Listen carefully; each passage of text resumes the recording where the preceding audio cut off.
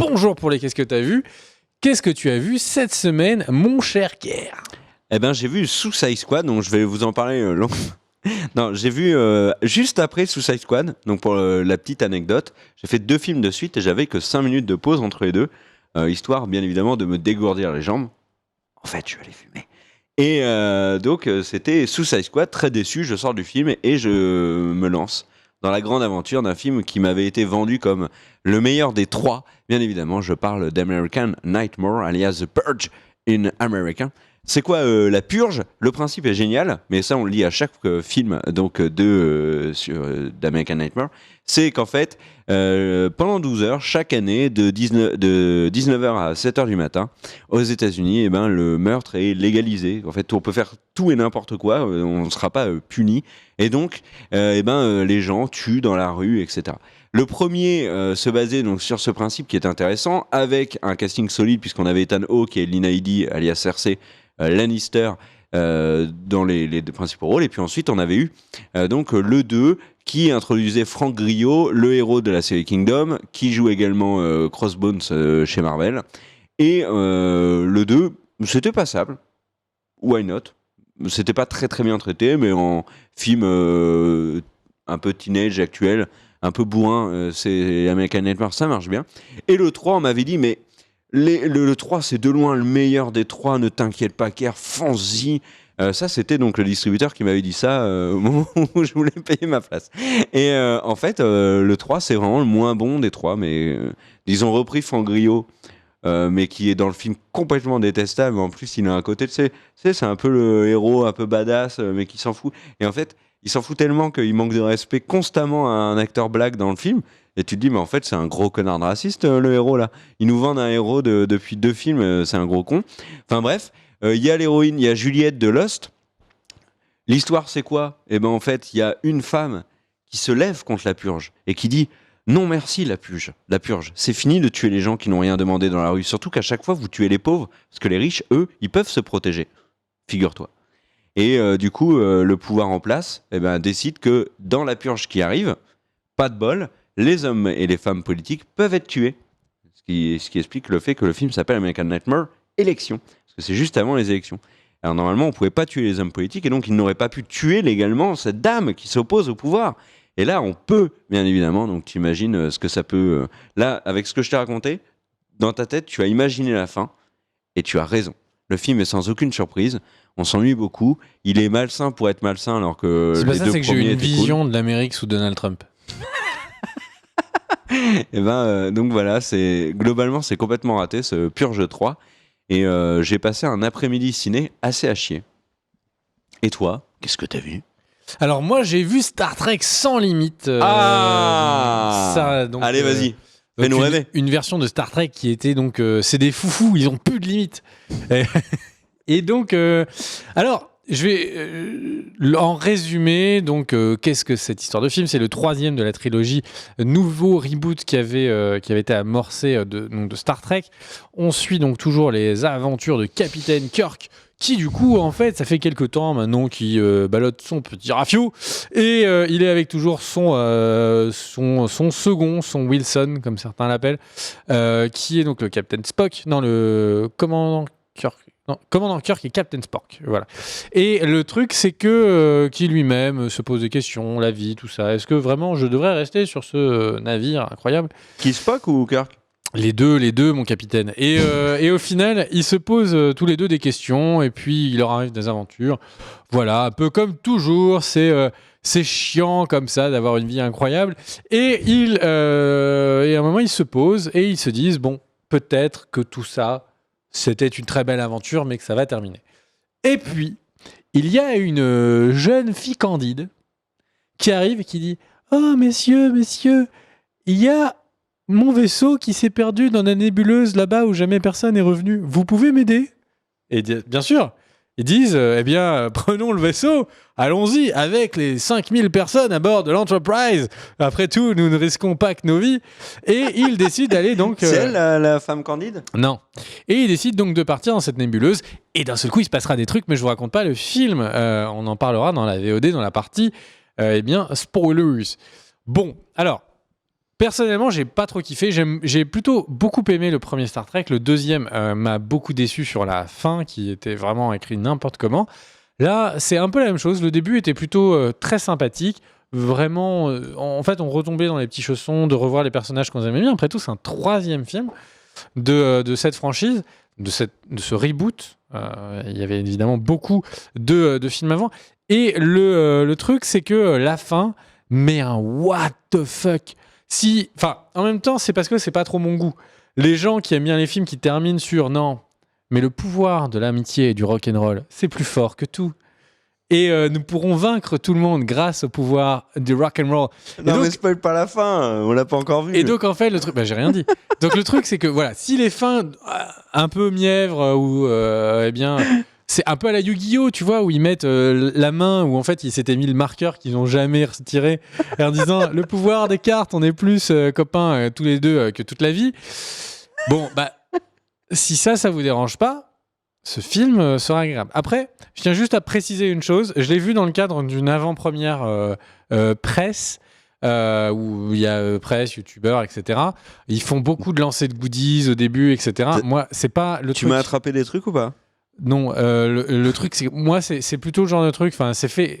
Et les distributeurs ont vraiment raison.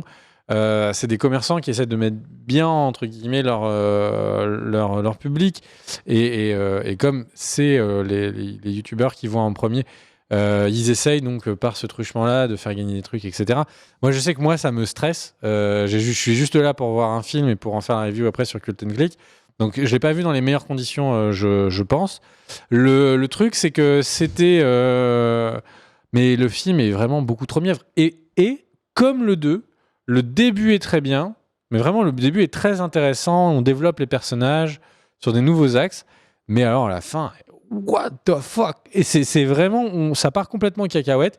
Mais je me ferai un plaisir d'en parler dans la partie vidéo. Spoilers. Et Idris Elba dedans ? Idris Elba dedans, j'ai envoyé un SMS et je lui ai dit mais t'es où mec? Ok. Et il me dit don't speak French, fuck you. Et Bastille Day, go see Bastille Day, un truc comme ça. Et je lui ai dit Bastille Day doesn't seem great. Et boum, et là il m'a pas répondu. Donc on voit pas Idris Elba. Il est chieur Idris. Et Sofia Boutella. Sofia Boutella, alors je suppose que tu parles de la petite extraterrestre francophone. Écoute, c'est un peu... Elle est francophone ? Je crois qu'elle est francophone, ce que j'ai cru comprendre. C'est celle de Kingsman. Donc il n'y avait pas de genre. Bon, concrètement, c'est un peu la Margot Robbie de Star Trek. C'est le personnage qui est là pour qu'on te montre un peu à quoi elle ressemble de dos toutes les 5 minutes. Et à part ça, elle n'a pas une grande valeur. Moi, et vraiment, les choses sont... Mais j'ai tellement envie de vous spoiler le film, les mecs. Non. L'univers est vraiment tout petit. Il se passe des trucs dans l'univers. C'est incroyable la chance que l'équipage a. C'est vraiment incroyable la chance qu'ils ont. Et les trucs qu'ils trouvent au milieu de l'espace intersidéral. Mais nous en parlerons plus tard. Alors, moi, j'ai une dernière question. Dans la promo et dans les bandes annonces, Spock est incroyablement discret. Est-ce que c'est le cas aussi dans le film ? Oui. Il a pris sur lui d'être vraiment dans très peu de scènes. Il s'est dit, ce film, je veux vraiment pas trop faire chier. Je vous laisse, voilà, hop, un petit plan de la française de dos, un petit plan de cœur qui dit un truc du style « But we are Americans ». Et vraiment, je veux pas vous déranger. Moi, il fait son petit truc de son côté, tu vois. Il va voir ses gars. Mais vraiment, c'est ça. Hein. Il va voir ses gars. Ils ont pas de rapport avec le film. Ils parlent, ils check, hop. Il repasse. Ah, il y avait un film. Ah ouais, ok. Et puis après, il repart. Il lui arrive ses histoires à lui. Il est presque... il pourrait ne pas être connecté au film, que ça changerait rien. Et Karl Urban est beaucoup plus présent dans les autres. Alors, c'est laquelle ? Karl Urban, c'est le mec, le héros de Almost Human. Oui. Alors lui, pour le coup, il est très très présent. Il est très très présent, ce qui est plutôt sympa, parce que moi j'aime bien le personnage. Ouais, moi aussi j'aime bien. Mais voilà, c'est lui qui a les vannes les plus marrantes de tout le film. D'accord. Mais bon, voilà, est-ce que je vous le conseille ? Si vous avez bien aimé le petit Star Trek 2, vous aimerez le 3. C'est vraiment, vraiment pareil. Si vous aimez bien si c'est juste sur la qualité intrinsèque, est-ce que c'est un bon film ? Non, peut-être pas. La fin est vraiment à chier. Il y a vraiment... Dans l'espace, il y a vraiment des trucs, c'est incroyable dans l'endroit où ça se trouve. Hein. Mais on s'en en parlera plus tard. Enfin bref, mais c'est... globalement, voilà, je peux pas dire que j'ai beaucoup aimé. Mais j'aime bien la série Star Trek, donc j'ai passé un bon moment au début, et après, bon, voilà, je me suis un peu fait chier. Où j'étais un petit peu genre... comme ça. C'est le facepalm où tu laisses... C'est le 3/4 facepalm où tu laisses 45 degrés pour pouvoir regarder la fin du film. À ce point-là Voilà. Le même que j'ai eu pour Independence Day 2. Il faudra qu'on en parle. Et donc Independence Day 2, vu que tu nous as lancé. Ah non, j'en ai déjà parlé, je crois, dans l'émission. Ah, bah écoute... Est-ce que j'en ai parlé dans l'émission? On va demander au chat parce que c'est possible que j'en ai pas parlé parce que je voulais en faire une vidéo. Donc avant d'avoir l'avis du chat... Incroyable. En France? Oui. Je vais te parler de un film que j'ai regardé, toi qui as parlé de fin un peu what the fuck. Moi, je vais te parler d'un film qui a également un problème de fin. C'est The Reef. J'ai vu The Reef, alors voilà, je cherchais un film avec des requins. Et en fait, à part Les Dents de la Mer que j'ai regardé 250 fois. Le chat n'est pas complètement sûr. Il y a une majorité de non, mais il y a quand même 2-3 mecs qui sont un peu grillés comme étant des fouteurs de merde qui disent oui. Il y a 2-3 mecs qui sont là un peu alors, pour en fait, la je me rappelle, il me semble que j'en avais parlé un tout petit peu pour dire on va en faire une vidéo, chose qu'on n'a jamais fait. Du coup, j'en ai pas vraiment parlé. Mais là, je parle de The Reef, film sorti en 2011. Alors, je me pose, film australien avec des no-name total. On les connaît pas, je suis sûr que même leurs parents les connaissent plus. Et en fait, c'est un film avec les requins. Moi j'adore les requins, ça me fascine. Donc je voulais regarder un film de requins, mais un film de requins intelligent. C'est pas les trucs qui sont pris dans les tornades et avec Ian Ziegler de Beverly Hills et Tara Reid. Non, je voulais regarder un film bien. Et j'ai lu partout sur les internets, figure-toi qu'on trouve des trucs super, et notamment sur un site de confiance, sur le forum de Doctissimo, à la page « J'ai un problème aux ongles, je vais mourir d'un cancer de main ». J'ai un requin, on a mis... Et ben il y a quelqu'un qui m'a dit « The Reef, c'est vraiment le meilleur du meilleur. Si tu veux un film de requin, c'est celui-là qu'il te faut, mon gars. » Et en fait, du coup, j'ai regardé. Et l'histoire, c'est quoi? C'est comme à peu près... dans la moitié des films de requins, comme ils savent pas du tout comment introduire les requins, ils font toujours pareil. Soit c'est des requins qui attaquent les gens sur les plages, soit c'est des gens qui sont sur un bateau. Pour X ou Y raison, le bateau il tombe à l'eau, et eux aussi, et du coup ils se font attaquer par des requins. C'est ce qui arrive. Option 2, ils sont sur un bateau, pour une raison que j'ai pas compris, parce que je devais faire autre chose à ce moment-là, le bateau coule, et là ils se retrouvent tous dans l'eau. D'accord? Enfin pas tous, il y en a un qui reste dans la coquille du bateau et les autres s'en vont. Ils lui disent au mec, mais t'es complètement con. Le mec leur dit, mais attention, vous ne devriez pas sauter parce que c'est quand même une eau à requin. Les gens se préparent, ils disent, non, mais nous, on y va. Et là, boum, ils voient un requin. Le mec dit, je vous ai prévenu, en plus, on vient d'en voir un. Le gros machin qui fait 12 mètres, là, c'est un requin. Ils s'en foutent, ils vont dans l'eau avec une planche et leur maillot de bain. Mais ça, c'est quand même globalement les vidéos sur YouTube. Il y a 10 Américains bourrés. Ouais, viens, si je mets ma tête dans le requin, ça fait une vidéo 1 million de vues. C'est tout à fait ça. Et en fait, ils sautent. Parfois, c'est des vidéos de Russes.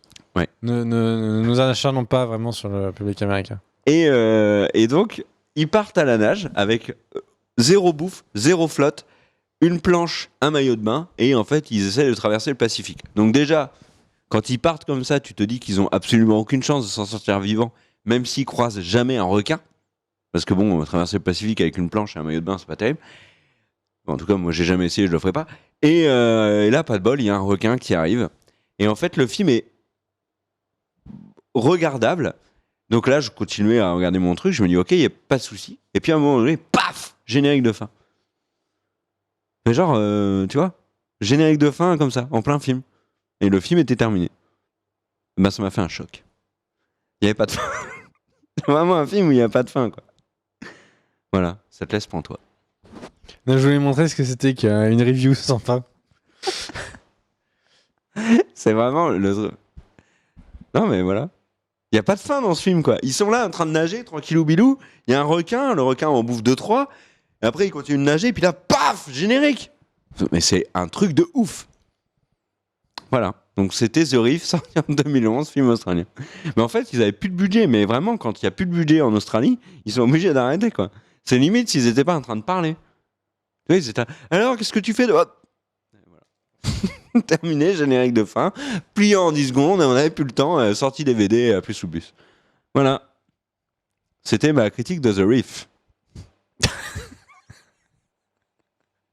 Il n'y avait pas de fin. Tu nous en as fait des mieux, des critiques. Quoi. Ouais, mais il n'y avait pas de fin. C'était une mise en abîme.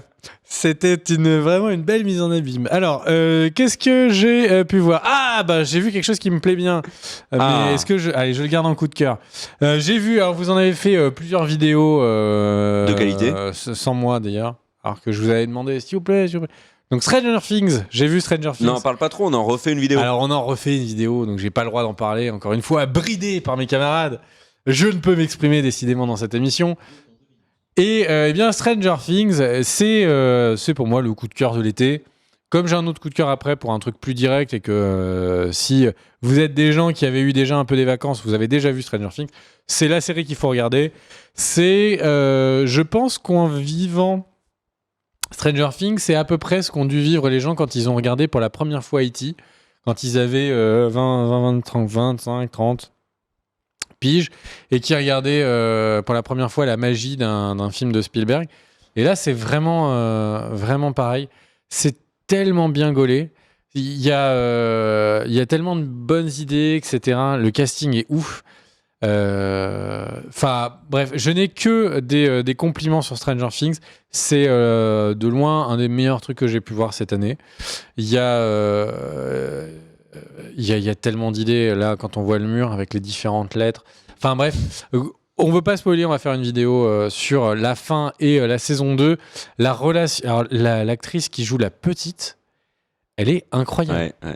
Et je me suis vraiment demandé à plusieurs moments s'ils n'avaient pas pris une actrice de 30 ans qu'ils avaient rajeunie à la Benjamin Button. Mais elle a une tête, parfois on a l'impression que c'est une adulte, parfois c'est vraiment une petite gamine paumée. C'est vraiment incroyable. Enfin bref, je pense que bon, le scénario, excellent. Les acteurs sont tous excellents. La réalisation, vraiment hyper bien maîtrisée des Dubstep Brothers. Comment ils s'appellent J'ai oublié. Les Duncan Brothers, les O Brothers. Bref, donc vraiment une série qui est maîtrisée. On sent que c'est les films des années 80, genre les Goonies, des trucs comme ça, qui sont super bien. Enfin, toutes les références qui sont vraiment super maîtrisées. Bref, regardez-le, il y a vraiment pas à chier. Stranger Things, c'est le meilleur truc. Le seul petit truc qui me déçoit un tout petit peu, c'est qu'il y a une saison 2. Oh non. Franchement, une seule saison. Oh non, t'as pas le droit. Ça aurait été vraiment, vraiment costaud. Là, la saison 2, ça m'a tellement plu pour cette saison 1 que je suis un petit peu déçu. Alors que j'étais à l'antenne, alors je ne parlais pas. Ça m'a du coup un petit peu perturbé. Mais pourquoi moi ? Qu'est-ce que j'ai fait ? Non, le truc, moi, c'est que quand la saison 1 s'est terminée, j'avais qu'une envie, c'était de voir la 2. Hein. Ouais. J'ai envoyé des tweets à Netflix pour leur disant mais allez, balancez-la la 2, merde. J'attends depuis 10 minutes. On va en parler, mais il y a quand même beaucoup de choses dont ils ont fermé la porte. Et je suis pas sûr que s'ils la réouvrent, on apprendra beaucoup de choses.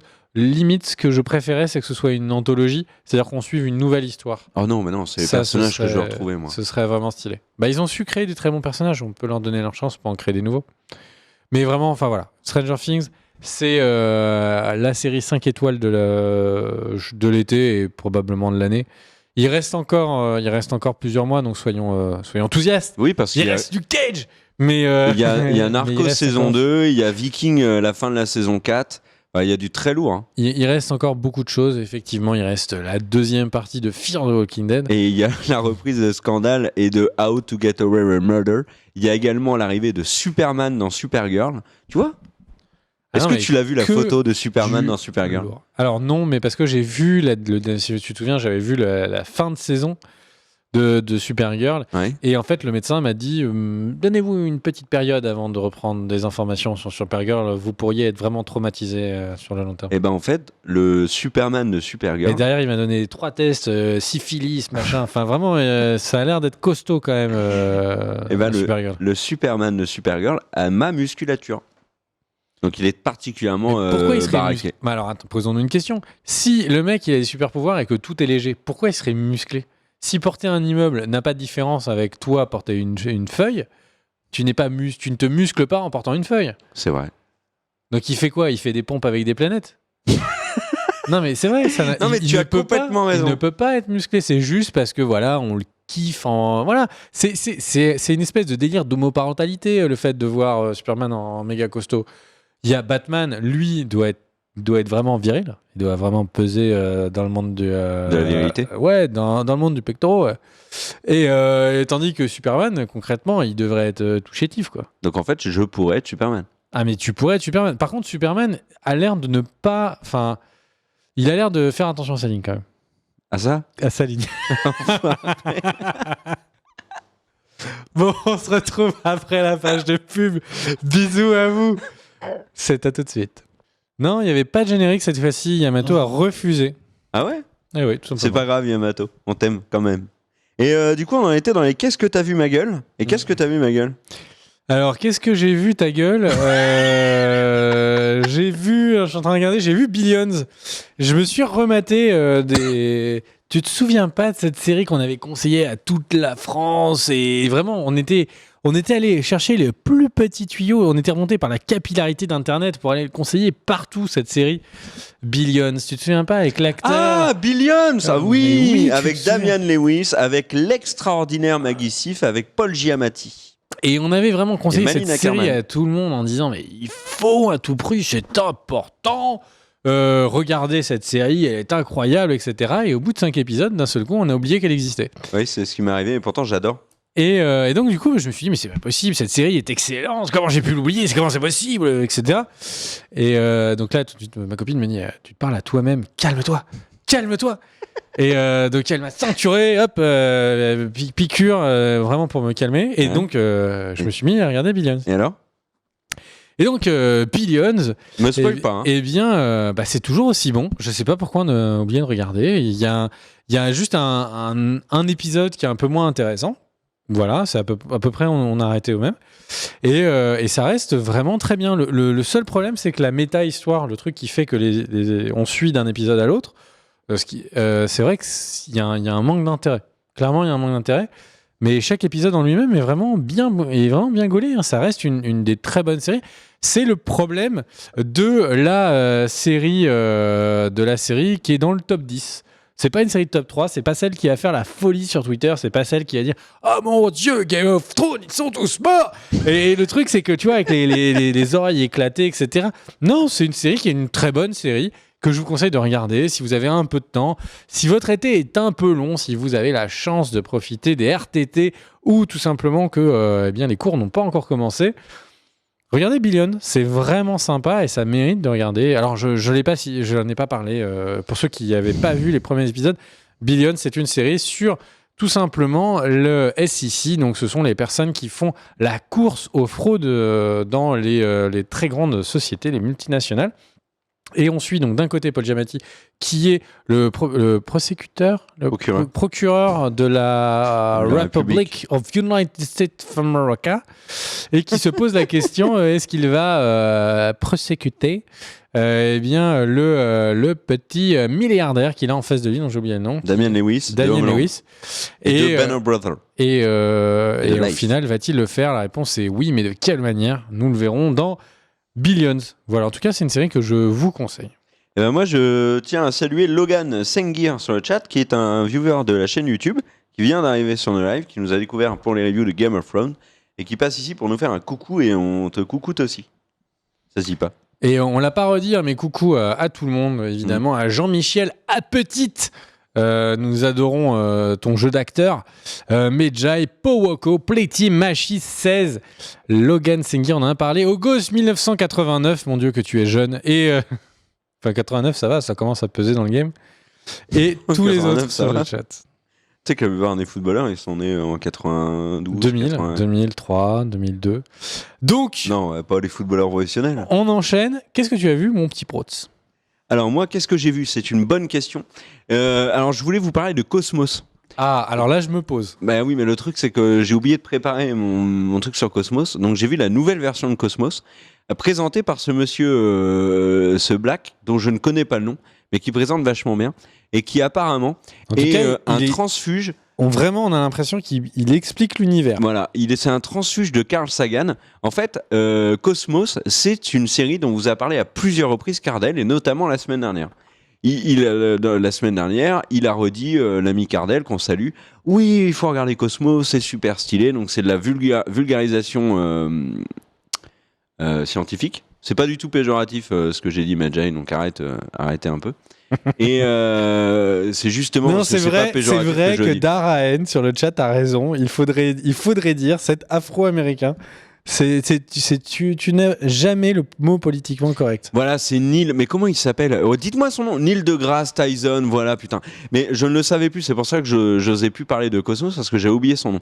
Neil deGrasse. Oh, le faux cul. Non, c'est vrai. Non, c'est vrai. Le faux cul. Neil deGrasse Tyson qui présente donc Cosmos, la nouvelle version, parce qu'apparemment il y a une ancienne version avec Carl Sagan, et Neil deGrasse Tyson explique qu'en fait c'était un des élèves de Sagan, et donc il a repris le concept de Cosmos. C'est quoi Cosmos ? Et ben en fait il nous explique l'univers, le tout petit jusqu'au très grand, les galaxies, etc. Je suis fatigué encore une fois, ça va être compliqué ces vidéos et cette émission. Non mais je regarde le chat qui explique qui est bloqué sur ton Sublack et qui dit mais en fait est-ce que tu peux remettre la photo Yamato s'il te plaît ? Et qui dit mais tu aurais pu décrire cet acteur ce physicien, c'est ça ? Cet astrophysicien de bien des manières, il me semble. Tu aurais pu dire ce moustachu bidonnant, ce monsieur qui parle peut-être de l'espace, peut-être de son problème rectal, à en voir l'image derrière. Le chat a raison, c'est vrai. Mais vas-y, excuse-nous avec le chat, on dit des conneries. Et donc voilà, et en fait c'est vachement intéressant. J'ai regardé le pilote. Et en fait, pourquoi est-ce que je l'ai regardé ? Pourquoi est-ce que j'en parle aujourd'hui ? Car il y a une nouveauté par rapport à la semaine dernière avec le fait que Cardel en ait parlé. C'est que juste après que Cardel en ait parlé, ou quelques heures avant peut-être, Cosmos est arrivé sur Netflix France. Donc vous pouvez, si vous avez un abonnement à Netflix et que vous regardez les choses de manière légale, vous pouvez regarder du coup Cosmos. Ah, le PSP caché. Non, pas du tout. Ouais, tu touches pas le billet de Netflix là avec tout ce que t'as dit là. Non. Alors là, ça sent le vendu, mais non, pas du tout. Et du coup, fait 15 ans que je sens du vendu et tu sens vraiment le vendu ce soir. J'ai regardé le pilote et par exemple, ça m'a donné plein d'idées sur la science pour faire avec mes élèves, et notamment le fameux calendrier cosmique. Et j'ai trouvé ça Et donc incroyable. toi aussi, t'as pris une photo de toi comme ça avec un anus derrière ? Est-ce que c'est quelque chose que t'as voulu Mais non, pas du tout. Le calendrier cosmique, tu connais ou pas ? Bien sûr. C'est la naissance. Donc le 1er janvier à minuit 1, c'est la naissance de l'univers, c'est le Big Bang. Et à l'heure actuelle où toi et moi on est en train de parler, tu vois, c'est le 31 décembre à 23h59. Alors le problème, c'est qu'on est d'accord qu'il s'est pas passé une année. Il s'est pas passé 12 mois. Mais non, mais c'est calendrier cosmique, c'est pour montrer. Tes élèves vont rien comprendre. Tu comprends pas non plus. Bref, figure-toi que Jésus, il est apparu le 31 décembre à 23h59 et 55 secondes. Pendant qu'il y a Xolawa sur le chat qui nous fait un brûle mon cosmos. Ça me parle plus. Donc voilà, Cosmos, je vous le conseille vraiment, c'est très intéressant. Et l'épisode 2 parle des chiens, et notamment comment est-ce que l'homme a inventé le chien. Et c'est marrant parce que la semaine dernière, Cardel disait exactement les mêmes mots que moi à la même place. J'ai l'impression de m'être cardélisé, et du coup ça veut dire que je vais partir la semaine prochaine au Galapagos, et ça me fait vachement plaisir. Donc, en tout cas, les absents ont toujours raison. Je vous conseille Cosmos. Pour une fois qu'on vous conseille un truc qui est pas con, je veux dire... Est-ce qu'on passerait pas à la petite rubrique des coups de cœur ? Bof. Moi, mon coup de cœur, vraiment... Parce que là, il nous reste 10 minutes, donc quelque part, bon, peut-être, allez, on en fait un petit dernier. J'ai pu voir The Killing Jokes. Comme on va faire court, on va faire une vidéo spécifiquement sur The Killing Jokes sur la chaîne YouTube Culting Click. Et ouais, c'était une manière de faire de la publicité à la chaîne YouTube. Et le truc, c'est que... alors, qu'est-ce que The Killing Jokes ? C'est DC Animation. Sort à peu près un film tous les 6 mois quand ils sont en forme. Tous les 4 mois, c'est déjà arrivé, mais en ce moment, c'est tous les 6 mois. Et donc là, c'est évidemment tiré du comics The Killing Jokes. Pour ceux qui ne le connaîtraient pas, c'est un des comics qui a eu le plus de succès ces dernières années. C'est souvent celui qu'on conseille pour ceux qui veulent prendre les comics, parce qu'il est très très court. The Killing Jokes, il se lit en moins d'une trentaine de minutes, je pense. Et voilà. Alors, il y a un peu plus que The Killing Joke dans le film d'animation qui dure à peu près 1h15. Il y a presque les 15 premières minutes ne sont que sur... en fait, c'est une histoire entre le Batman et la Batgirl qui permet de donner un contexte qui est issu de plusieurs comics, on va dire. C'est plutôt pas mal fait. J'avoue, moi, que j'étais un petit peu déçu. Je pense qu'on aurait pu mieux le traiter. Et c'est un peu le problème qu'a eu l'adaptation de Batman Year One il y a 2 ans, je crois, qu'il a été adapté. C'est chaque case du comics est le storyboard, grosso modo, du film. Ils y collent quasiment image pour image. On sent qu'il y a certaines scènes d'action dans le comics où ils ont raccourci tout simplement la bagarre parce que mettre des pages et des pages, c'était pas très intéressant. En plus, quand The Killing Joke est sorti, il avait un nombre de pages qui était très déterminé. Même les préfaces et postfaces ont été volontairement réduites pour ne pas réduire le nombre de pages d'histoire de The Killing Jokes, petite histoire d'imprimerie.